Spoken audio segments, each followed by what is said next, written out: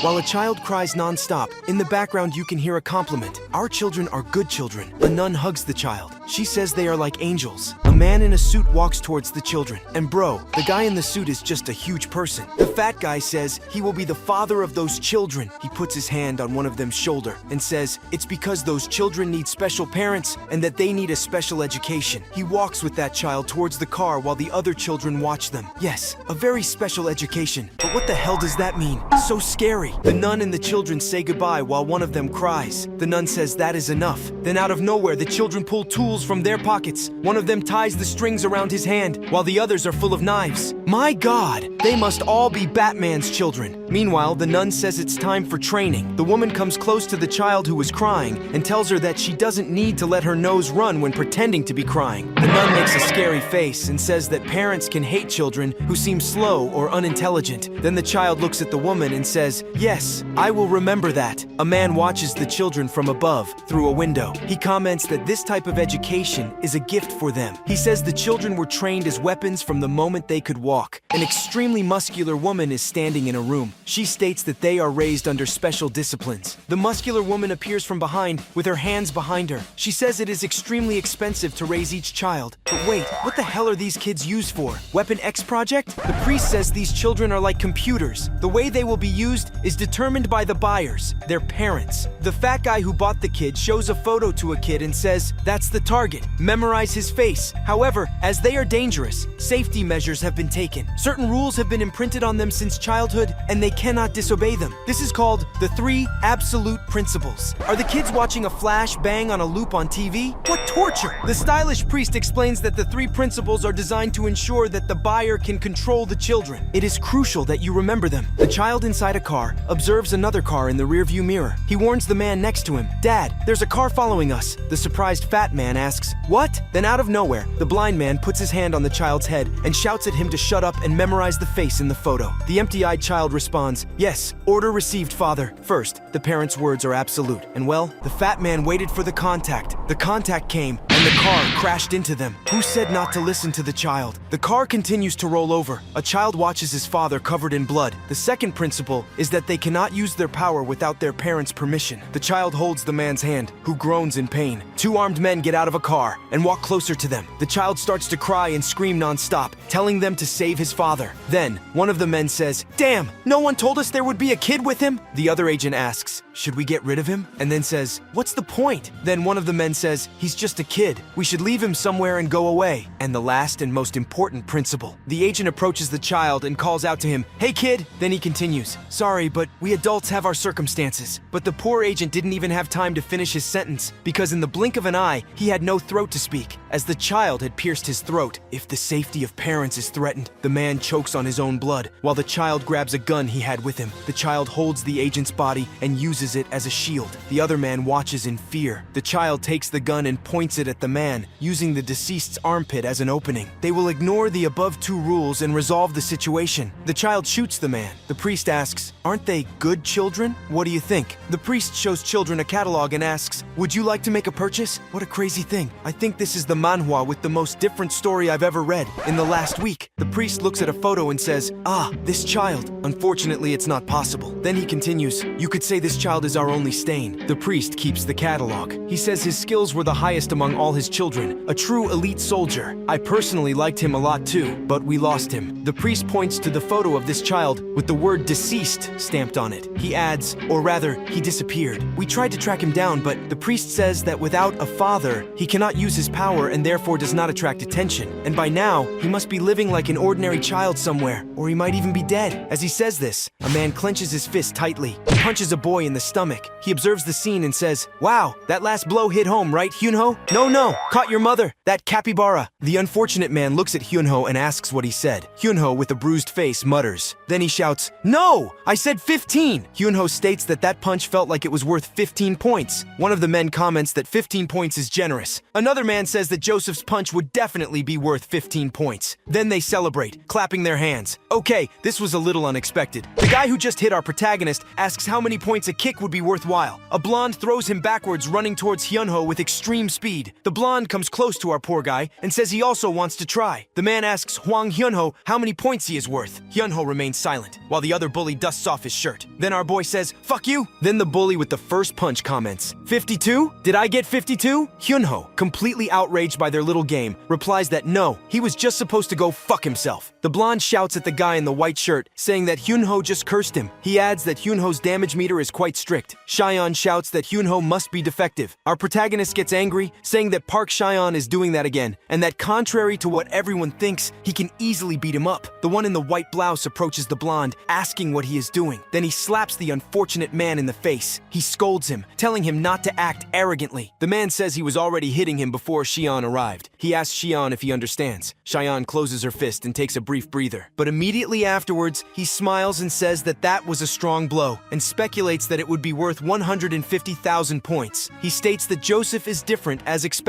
from someone who studied abroad, and compliments him by saying that his physique is completely different. Then he asks Joseph how much he lifts on the bench press, if it is 500 kilos, or if, because he is from the United States, if the measurement would be in pounds. What don't we do to not die, right? Joseph calls the blonde an idiot and tells him to buy cigarettes later. The blonde says goodbye to them, saying he'll see them later, and asks if they want mentholated cigarettes. The shabby blonde even has the nerve to threaten Kwon Joseph as he walks away, saying he'll catch him next time. The crazy man comments that Joseph is really cool when he speaks with that American accent. Meanwhile, Hyunho thinks to himself that he can easily beat him up. Idiot Cheon calls out for Hwang Hyunho. Then he chokes our big boy by the neck and asks him if he doesn't think "fuck you" was a bit much. He wonders if it wasn't 52 points. Dude, our protagonist is already getting irritated. If I were him and had love in my life, I would leave right away. Cheon grabs Hyunho tighter and tells him to come with him, stating that he is dead that day. The blonde asks Hyunho if he understands. Hyunho watches him silently, but breaking everyone's expectations. Cheon says that he will buy him all the tteokbokki in the place, as he has no money after doing all those tasks for Joseph. Hyunho accepts, saying, "Ah, right, maybe." So our big boy, incredulous at the idiot's attitude, tells himself that he is shameless. Cheon asks if he thinks it's a waste of money. He says Joseph might be nice, but he's not, right? So our big boy denies it, saying that's not it. He says it's just that place, and well, he doesn't complete the sentence, damn it. I hate it when that happens. What the hell does he mean? The blonde, pointing to the store, Hyunho Snack Shop, asks Hyunho if he has noticed that that store has the same name as his. He finds it fascinating. Then Hyunho reveals that that is actually his mother's store. Hyunho's mother, smiling, asks if he is Hyunho's friend, and says that he can eat as much as he wants, and that there are fish cakes too. Surprised, Cheon asks again if Hyunho's mother is the owner of the establishment, and if that's why the store's name is the same as his. Hyunho looks at him in a very uncomfortable way, and confirms that yes, it is his mother's store. In his mind, he charges himself, saying that he managed to hide the store until now, but he can't believe that he was caught by someone like him. With a sadistic smile, he asks again if it really is. Cheon looks at our protagonist's mother and says he can't just act like a stranger. Hyunho questions what the blonde man plans to do with his mother. Then he holds a pen tightly and says that messing with your mother is crossing the line. Cheon calls the woman "Auntie!" Hyunho gets angry and attacks Cheon with the pen in his hand, ready to impale the idiot. But out of nowhere, Cheon apologizes for not having greeted her sooner and introduces himself as Hyunho's friend. He says it now made sense, as the store's name seemed unique. Upon hearing this, Hyunho stops immediately. Cheon comments that Hyunho always asks him not to be obvious. Then he looks at our protagonist and says that his mother works hard for him. That is commendable. Hyunho's mother asks Cheon not to talk to her as if they were strangers. Hyunho tells his mother that they need to go as his friends are waiting. His mother asks if it's true. Then she asks Cheon how many friends are waiting. Hyunho's mom says she packed some tteokbokki and snacks for them to share. Poor thing. I'm starting to feel sorry for her. If she only knew the bullying her son suffers from these friends. Hyunho refuses, saying she doesn't need to do that. On the other hand, Cheon asks, surprised, if she is giving it for free. Hyunho's mother, smiling, says that of course, and says that she doesn't need to sell anything else today. Cheon asks, surprised, if she's sure she wants to give them all that. Hyunho's mother assures him that everything is fine. Bro, if this guy really takes this beautiful lady's bags, I deeply hope that our protagonist will beat this bastard's face to the ground. Hyunho begs his mother not to do that. Hyunho's mother claims that Hyunho's friends are like children to her. Our big boy insists that she not do that. Cheon agrees with Hyunho's mother. Hyunho claims that they are not what what she thinks, and that Xian is not what she thinks. Cheyenne says they will enjoy the food. Then, our protagonist holds Cheyenne's hand. Hyunho asks Cheyenne not to say anything to Joseph or any of the others. He asks Cheyenne please. Cheyenne says she will take care of it and says goodbye to the woman. Hyunho's mother says goodbye to Cheyenne and asks him to bring his friends next time. Cheyenne agrees and says she will bring her friends next time. Don't do that, ma'am, Hyunho shouts, irritated, asking why his mother keeps acting like that, even though he asked her not to do it. But inside, he calls himself an idiot and wonders why he is yelling at his mother. Hyunho's mother says she was happy to see his friend for the first time. Oh man, I really want to hug her. This way I'm going to cry. His mother apologizes to her son. He asks why she is apologizing. Hyunho's mother says she just wanted him to get along with his friends and asks him not to be mad at her. He asks her to stop apologizing because if she continues, Hyunho clenches his fist angrily. And well, leaving the restaurant, Hyundo now finds himself at school. He looks frightened at a plate of food, muttering, "Holy shit!" Hyunho asks what the hell it all means. He looks on in shock as someone dips a dirty cloth into the stew his mother prepared for those bastards. Joseph, with a sadistic smile, asks Hyunho if his mother sells tteokbokki and says he bought some, but asks what it is. He wonders if that isn't a cloth. He asks why there is a cloth on tteokbokki. Joseph punches Hyundo in the face with the cloth and says he can't eat like that. He asks if he can ask for a refund. The biggest son of a bitch to ever walk the earth asks him to take it easy and asks if he should talk to his mother and tell her he's Hyunho's friend. Hyunho begs Joseph to stop. He asks Hyunho if they aren't friends. He asks if Hyunho is mad. Joseph claims that they are friends and that they should get along and that it was just a joke. The idiot turns the plate of food over Hyundo's head while stating that he can't take it anymore and that he's going to have to tell his mother everything. Hyunho watches Joseph holding a pen very tightly. It is then that Joseph is amazed. Hyundo shoots the pen with all his strength towards the sucker's neck. He thinks about his mother and remembers her saying she just wanted him to get along with his friends.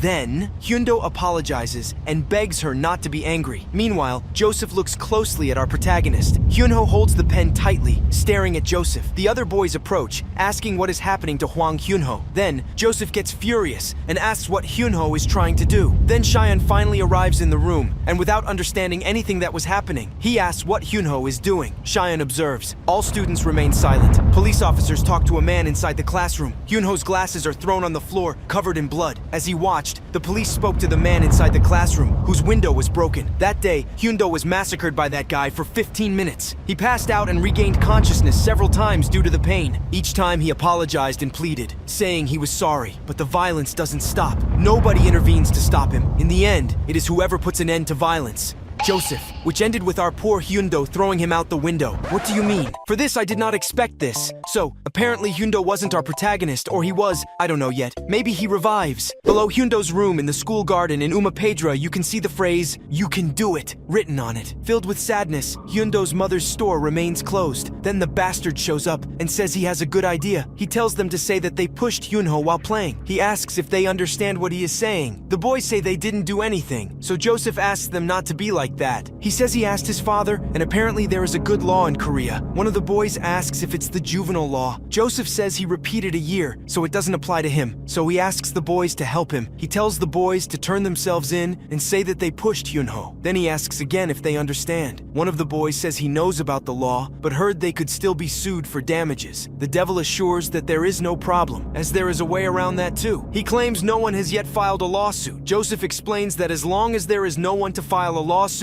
no problem. He addresses the boys, saying that even if they are caught, they are protected by the Youth Act. Joseph adds that he's not asking them to help for free, so he offers 10 million won per person. The boys look at the suitcase full of money in surprise. Hyunho's mother cries, asking if anyone knows where her son lives. She is sitting in his room, looking at his things. Now back to the crime. Joseph, wearing a mask, asks which floor it was. One of the men responds, 5th floor. The 5th floor button on the elevator lights up. One of the men questions why the elevator isn't coming from the 5th floor. Joseph says to forget the elevator and take the stairs. He hurries the group along, saying they're almost there. Joseph watches the elevator door. A fire extinguisher is on the floor, causing the elevator to get stuck in place. Joseph wonders, what the fuck? One of the men asks why he is so late. Cheyenne appears sitting on the stairs, saying she made him wait. Joseph asks what Park Cheyenne is doing there. One of the men says it was at the right time and asks Cheyenne to go with them too. Cheyenne says she will only ask Joseph 2 questions and asks him to be brief. Then he asks how he found out about Hyunho's mom's restaurant. Cheyenne says that was her secret place. Joseph removes his mask and responds, responds, "Oh, really?" Then Joseph says he was curious why he didn't bring the cigarettes he had asked for. Instead, Shion was eating with the neighborhood kids. My God, I withdrew all my hatred for the blonde. The guy was a good guy. So we go back to the past. Moments before Shion left Hyunho's mother's restaurant, there was the demon Joseph watching everything. Joseph, with a sadistic smile, comments that Hyunho was arguing with his mother in front of the store. Shion, sad, says that it was because of him. Then he says that this will be the second question and that he needs to answer carefully. Then he asks what they are doing there. Joseph asks sarcastically, "Isn't it obvious?" He explains that they are there to see Hyunho's mother, who is sleeping peacefully after filing a case against them. Then he smiles and says, "Perfect timing," and reveals that he has been irritated with our dear Shion for a long time. Joseph smiles and asks if Shion thought he wouldn't realize that he was just pretending to intimidate Hyunho to actually help him. He considered him an idiot all this time? After that, Shion picks up a fire extinguisher that was on the floor and says, "Okay, that's enough for me." Joseph curses Shion while starting a furious attack on him. Meanwhile, Shion thanks him for confirming this. Shion activates the fire extinguisher. He says he expected it, but needed to be sure. Our protagonist, or semi-protagonist, I don't know yet, blows up the fire extinguisher in Joseph's face. The other men watch, confused, asking what he is doing, so Joseph sends his henchmen to catch him. But within a few nanoseconds of him saying this, Shion throws the fire extinguisher in the face of one of Joseph's men. The man falls completely unconscious, pushing Joseph in the middle of the path. Joseph shouts at the others to get out of the way, cursing them. Then he gets up, furious, while our boy beats everyone up in the fog. And well, the villain is about to attack. Shion looks back while holding the extinguisher. Shion, reflexively, defends herself from Joseph's attack by placing the extinguisher on his gun. He grabs the extinguisher and with all his strength squeezes Joseph's foot. Joseph watches Shion with hatred, but then immediately shouts for Shion to wait. As he broke something, he groans in pain on the floor, while saying he heard a strange sound and swearing at Shion again. Shion explains that his metatarsal bones above his cuneiform bone are broken, and that he won't be able to walk now. The crazy man, lying on the ground, asks Shion why he is doing that to him. Then Shion reminds the man of the 3 principles imprinted on children. The first, that the parents' words are absolute. Second, Shion slams Joseph's face into the ground. Without parental permission, you must not use your power. The other men watch, confused. One of them questions what Shion is talking about. Shion explains the third and most important principle, in the event of a threat to the safety of parents. As he says this, Joseph begs Shion to spare him, saying he's sorry. Shion adds, "Ignore the 2 principles above and resolve the situation." A completely disfigured Joseph kneels down asking for mercy. Then Shion remembers Hyunho's mother's words. Hyunho's friends are like my children. Then Shion concludes, "That means you threaten my mother." After saying these words, Shion mercilessly kicks Joseph. As he finishes off the bastard Joseph, he says, "And that means I can finish you off. You better not move. Now let's get out of the action and go back to the orphanage." The nun tells the director that there is a call from Korea. The director asks who is calling. The nun informs him that it is the White Tiger workforce, so he asks them to put the call through. The director answering the phone says, "Yes, this is the director." Then he comments that they think they found him, have finally located the lost legend of the Mansion of the Dead. So we went back to the building and, well, Shion made a massacre. There wasn't a soul left to tell the story. The codename Sean is in Korea, and well, we finally found out who our boy Shion really is, and where all his abilities come from. He was part of the Mansion of the Dead, a multi-purpose special training weapon of the Good Child Project. His codename is Sean. Wow, it gave me goosebumps here. The guy is mad. Of all the children raised in the Mansion of the Dead, he did the best job. Working undercover, gun skills, and assassination to top it all off, he was a product on a completely different level in every way. That being the case, he should be sent to a Yakuza family, who were one of their main clients. However, there was an error in delivery. Instead of Japan, he was sent to Korea. And there is our little assassin in front of a statue. He stutters apologetically. The director comments that 5 years have passed. He says he had given up thinking he was dead. Meanwhile, he prays for his father and cheers himself up, thanking the Lord for returning him to him. The director orders the nun to find him no matter what she has to do. He asks the nun if she understands. Rachel says yes and that she will begin the collection process immediately. She says, "If something goes wrong, I will only use force." My God,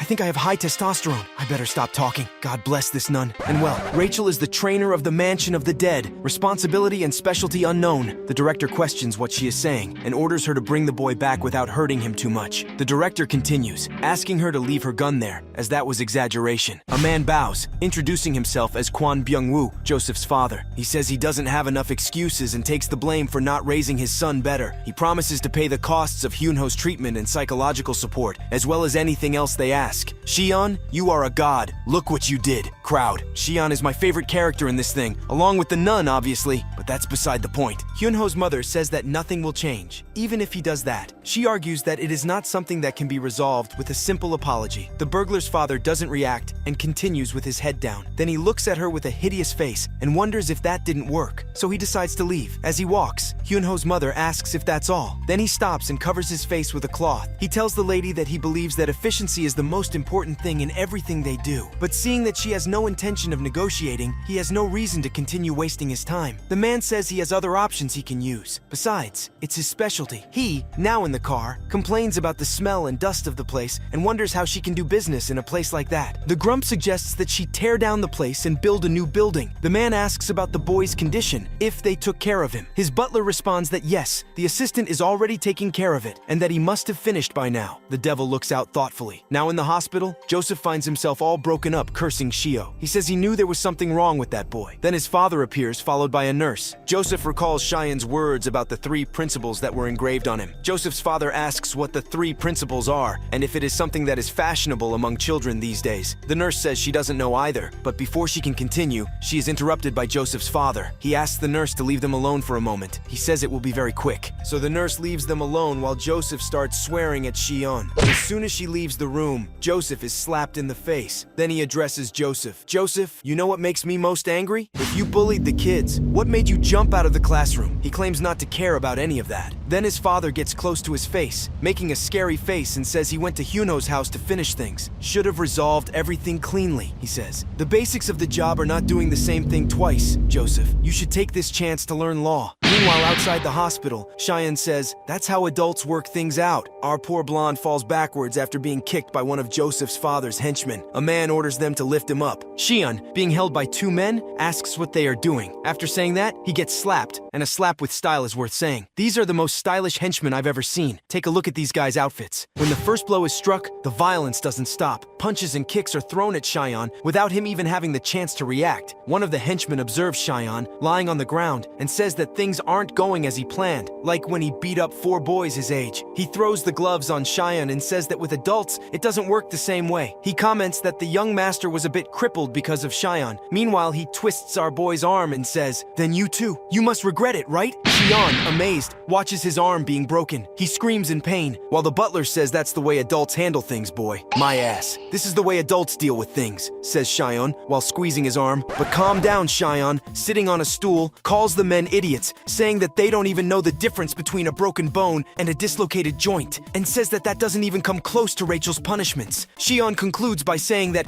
other than that, things have become problematic. After all, he cannot use his full strength without a command, due to the 3 principles. So he says, that should be enough to calm things down. As he walks out of there, Shion thinks that if it wasn't enough, he would have to get a new identity. He complains that it would be very troublesome. A lady watching Shion from afar wonders if that's him. Hyunho's mother recognizes Shion. She asks him why he is like that. Shion stutters a greeting. Then he says that with that, the situation became even more problematic. Now at the restaurant, Hyunho's mother tells Shion that he doesn't need to be polite, as she hands Shion a plate of food and says that everything is fine and that he should eat a lot. Shion observes the food and thinks of the command, eat plenty. Shion thinks that, as expected, he thinks of Hyunho's mother as his own father. Hyunho's mother, seeing Shion eating quickly, says he's going to choke at this rate and tells him to drink water. Shion obeys and drinks water. Then he slams the glass down on the table, hard. Shion thanks him for the food. Hyunho's mother says she's happy to see him like this. He asks, worried, if Hyunho is better. Hyunho's mother asks, Hyunho? Then she says that, of course Hyunho is fine. She reveals that the doctor said the surgery went well and that they just need to keep an eye on him. She asks Shion if he knows how strong Hyunho is. Even though he's going through hard times right now, he will overcome. But moments later, she begins to cry, saying, when your son is in such a state and she can't do anything about it, she would like to destroy everything, like the pain in her heart, like that boy's father. His desire was to dismember him. Shion watches Hyunho's mother. Screwed! Why did she say that? Our robot will evaporate with everyone. Hyunho's mother apologizes to Shion, saying that she's really sorry and that she knows it shouldn't be like this. But before she can complete it, she looks at the table, and well, Xian wasn't there anymore. Joseph's father in his elegant building says, "With this, we conclude the third quarter quarterly report," while holding a glass of wine. He says everyone worked hard. He says that Byungwoo Construcos is on that stage, thanks to everyone's efforts. The man adds, saying that they did not weaken, even when the parent company, Jo-Young Construcos, went bankrupt. And there is our hero, acting like a waiter. He asks if one of the guests would like more wine. He accepts, saying, "Yes, serve me." But before he can finish, the bottle of wine approaches, crushing his face. Cheyenne says she can fill his glass. One of the security guards asks what's going on with that brat. The man launches some attacks and says, "Are you really good at running away?" Cheyenne prepares to kick him. The surprised man asks as Xian places the glasses in his hand. Cheyenne uses the cups as weapons and attacks one of the men. Cheyenne prepares her hand with some cutlery, while one of the men shouts, ordering them to catch the blonde boy. But soon after, all the men around are hit in the face with a fork. One of the security guards asks what's going on with all the noise. The other orders them to turn on the lights. The lights come on, revealing several men lying on the ground. A man asks, "What? Which bastard was it?" The man, seeing Xian, shouts that it was the blonde boy and orders them to find him. One of the men says he can't have gone far and that he must be around there somewhere. Joseph's father watches the scene and wonders, "The blonde boy!" Xian hides under a tablecloth. "The kind children of the mansion of the dead." The parent's words are absolute. He holds a knife in his hand while slaughtering everyone in a straight line. Then he remembers the words of Hyunho's mother, who, in tears, thinks, "Like the pain in my heart, like that boy's father." She expresses her desire to dismember him. With a knife in her hand, Xian says, "She said she wanted to separate them." One of the men says, "There!" Xian grabs a cloth. He attacks the men with everything he had on the table. Then he supports himself on the table he threw himself and moves forward to annihilate the remaining security guards. Terrified, the survivors scream, "Oh shit!" Then Xian smashes them with the table, putting all her weight against them. He feels something coming towards him. But Xian dodges the man's blow and hits him with the base of the table. And well, time for the semi-boss. The guy with the gloves who thought he broke Xian's arm comments that he was quick to dodge. In disbelief at Xian's fully intact arm, he says that he definitely broke his arm. The man, putting on his gloves, says that, in any case, this time, he will capture him, but he doesn't know who he's dealing with. Xian kicks the man, and well, time to pay back. Xian grabs the crazy man's arm and says, "Watch carefully, this is how you break an arm." Xian breaks the man's arm as he screams in pain. As the man falls with his dignity completely destroyed, a shot is fired. Xian looks up. From above, Joseph's father holds a gun to his head. The man raises the gun and says, "Oh, it's harder to aim than I thought." Xian comments that it will be very difficult to hit from that distance without being a professional. Joseph's father comes down the stairs. He asks Xian if he's serious and if he's a professional. The man says he has heard that children in Korea form gangs and asks if he is part of one. Xian responds that she doesn't know about gangs, but do you want to know what he is affiliated with? Hyunho Snack Shop? The man asks, "Hyunho Snack Shop?" So he asks if it's that cheap diner in that smelly alley. He smiles, saying he finally understands. Joseph's father, pointing the gun at Xian, asks what the woman said. He wants to know if she asked him to kill him. Cheyenne replies, "No, she told me to dismember you." The man is startled, while a quick figure passes over his eyes. Cheyenne disarms the man, punching him in the face. Joseph's father grabs Cheyenne by the collar and shouts, "You bastard! Is this your revenge?" But Cheyenne says no. This doesn't seem like revenge or retribution. After saying this, our hero smashes the idiot's face with all his strength. As he pulls out all of the burglar's teeth, making him spit out 3 liters of blood, he says the following words. First principle, father's order is absolute. Then he walks away from the man. Joseph's father, unable to move, thinks, efficiency is the most important thing when working. You can't do the same thing twice. I knew you and that woman. And in his last words, he says that he should have resolved everything at once at the first opportunity. The man threatens, "Next time, I will kill all of you." Cheyenne stops the man and asks why he is saying useless things. Third principle, when there is a possibility that my parents are in danger, break with the current situation. As the chandelier crushes the man, Cheyenne walks outside and says, like father, like son, they are the same. Now, at the hospital where Joseph is, the nurse asks if he feels any discomfort. He complains and asks if she can't see. The nurse in her mind thinks, school violence is very scary these days. This is the first time someone has hurt him so much. Then she asks if the guy who hit him is really good at fighting. The nurse comments that, even so, that is too much. Joseph, looking at the nurse's huge ass, says, yes, we had personal fan service, I repeat. We had fan service. The nurse asks Joseph, but do you know earlier what you and your father were talking about? The 3 principles? You mentioned something similar. Joseph, suspicious, asks about the medicine, what it is, and comments that the color seems strange. The nurse says he doesn't need to worry. Then she takes off the mask and says he won't die if she only wears half of it. Then she takes off the rest of her disguise and reveals herself to be our incredible Rachel, the mansion of the dead trainer, whose responsibility and specialty is disguise lies, infiltration, and also interrogation and torture. She asks Joseph if he knew. My friend, what this guy is screwed with is not written.